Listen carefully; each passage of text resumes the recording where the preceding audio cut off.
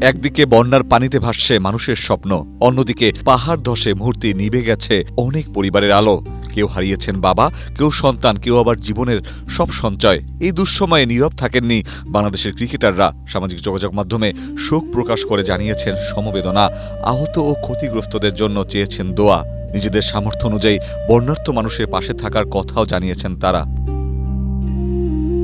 সাবেক টাইগার অধিনায়ক ও বর্তমান বিসিবির সভাপতি তামিম ইকবাল জানিয়েছেন, বন্যা কবলিত মানুষের পাশে দাঁড়াতে বাংলাদেশ ক্রিকেট বোর্ডের পক্ষ থেকে যতটুকু সহায়তা সম্ভব তা করা হবে। একই সঙ্গে তিনি সবাইকে ঐক্যবদ্ধভাবে অসহায় মানুষের পাশে দাঁড়ানোর আহ্বান জানান। SMC plus electrolyte drink minerals ফিরিয়ে দিয়ে শরীরকে করে রিহাইড্রেট ও রিফ্রেশ, আর তুমি হয়ে ওঠো অদম্য। এসএমসি প্লাস, অদম্য তুমি, থামবে না কখনো।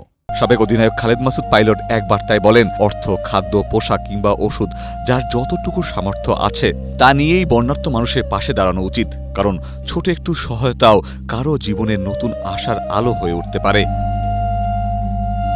এছাড়াও মাহমুদুল্লাহ রিয়াদ, ইবাদত হোসেন, মুমিনুল হক ও আফিফ হোসেনরাও শোক ও সমবেদনা জানিয়ে বন্যার্ত মানুষের জন্য দোয়া চেয়েছেন। ক্রিকেটারদের এই বার্তা মনে করিয়ে দেয়, তাদের দায়িত্ব শুধু মাঠেই সীমাবদ্ধ নয়, দুঃসময়ে তারা রয়েছেন সাধারণ মানুষের পাশে।